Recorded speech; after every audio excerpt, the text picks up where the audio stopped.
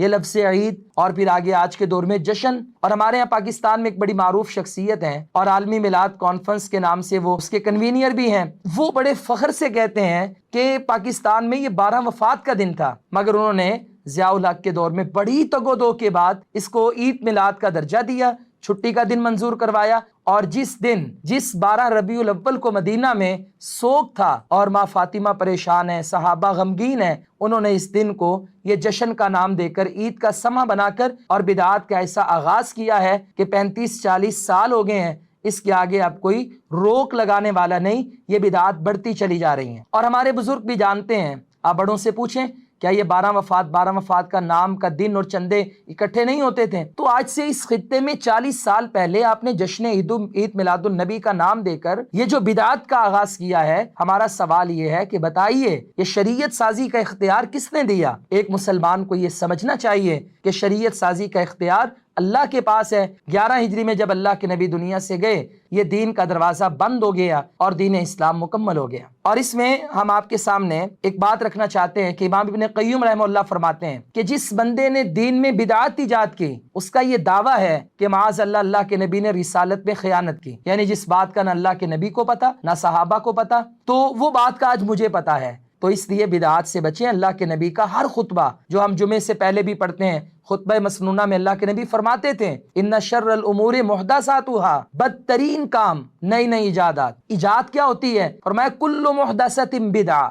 ہر نئی ایجاد کو بدعت کہتے ہیں. وکل بدعۃ ضلالہ، ہر بدعت گمراہی ہے. وکل ضلالۃ فی النار، اور یہ ایسا ٹریک ہے یہ محدثات کہ یہ بندے کو جہنم میں لے کر جاتا ہے. اس کی منزل اور آخری مقام یہ جہنم ہے. تو ہم اس موقع پر اس ماہ مبارک میں، ماہ با سعادت میں یہ گزارش کریں گے کہ ہاں ربیع الاول میں اللہ کے نبی دنیا میں آئے، دنیا میں تشریف لائے، آپ کی پھر بعثت ہوئی، آپ نے دنیا میں کام کیا، اپنی سیرت و سوانح چھوڑی، اور اس کے ساتھ ساتھ نبی علیہ الصلوۃ والسلام نے امت کا تزکیہ کیا، انہیں اللہ تعالیٰ سے جوڑا. تو آئیے اس مہینے میں آپ کی وفات بھی ہوئی، مدینے میں 12 ربیع الاول کو بھی یاد کریں اور پڑھیے صحیح بخاری. امام بخاری نے وفات النبی کا باب قائم کیا ہے. تو ہم بیلنس ہو کر چلیں اور امت کو اس مہینے میں سیرت سے جوڑیں، نہ کہ جشن کا جو مروجہ رواج ہے، مجرے ہو رہے ہیں، ڈانس ہو رہے ہیں، حتیٰ کہ عید کی نمازیں ہونا شروع ہو گئی ہیں اور جانور ذبح کرنا لوگ شروع ہو گئے ہیں. وہ بچے جو محلے میں جھنڈیاں لگاتے ہیں، وہ 5 وقت کی نماز تو پڑھتے نہیں جھنڈیاں لگانے میں. بہترین جگہ اللہ کی مساجد ہیں، بدترین جگہ بازار ہیں. یہ کیسی اللہ کے نبی کی آنے کی خوشی ہے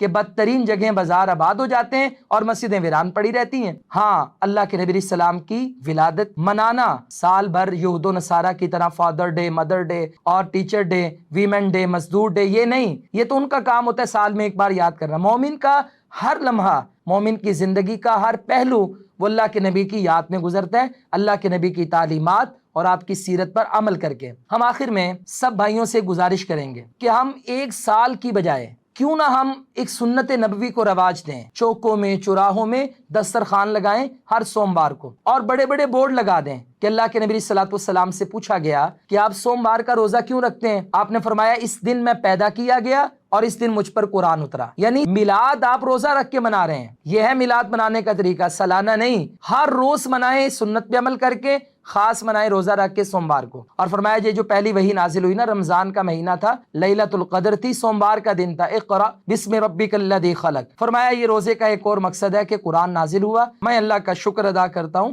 اس نعمت پر. تو ہم دسترخوان لگا دیں، لوگوں کو کہیں لوگوں آئیے سوموار کا روزہ رکھیں، سحری اور افطاری ہم آپ کو دیں گے.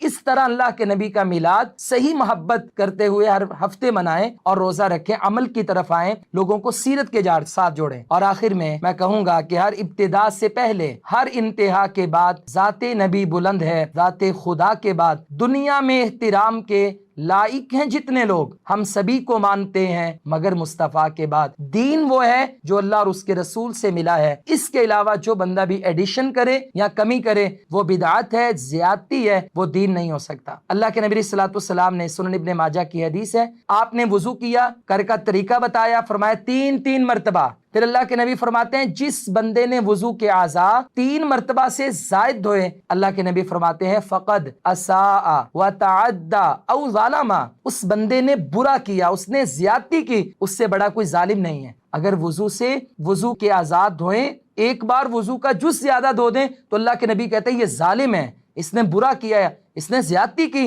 اور یہاں پہ لوگوں نے پوری عید اور پورا جشن دین بنا کے لوگوں کے سامنے پیش کر دی ہے، جس کا اسلام میں کنسیپٹ ہی نہیں ہے۔ تو یہ بدعت ایسی لعنت ہے کہ جو بندے کے پہلے عمل بھی برباد کر دیتی ہے۔ اس وقت ہمیں امت کی اصلاح کی ضرورت ہے، اور یہ پیغام اتنا گلی گلی عام کریں، کتاب و سنت سے لوگوں کو جوڑیں، تاکہ ہماری فرقہ واریت بھی ختم ہو اور لوگوں کو صحیح معنوں میں اسلام کی روح درس اور پیغام دیں۔ لوگ یہ ہماری واہیات دیکھ کر اس عید میلاد النبی کی رات بازاروں میں دین سے متنفر ہونے کی بجائے دین کے اچھے کام دیکھیں اور جڑیں۔ اللہ ہم سب کا حامی و ناصر ہو۔ السلام علیکم ورحمۃ اللہ۔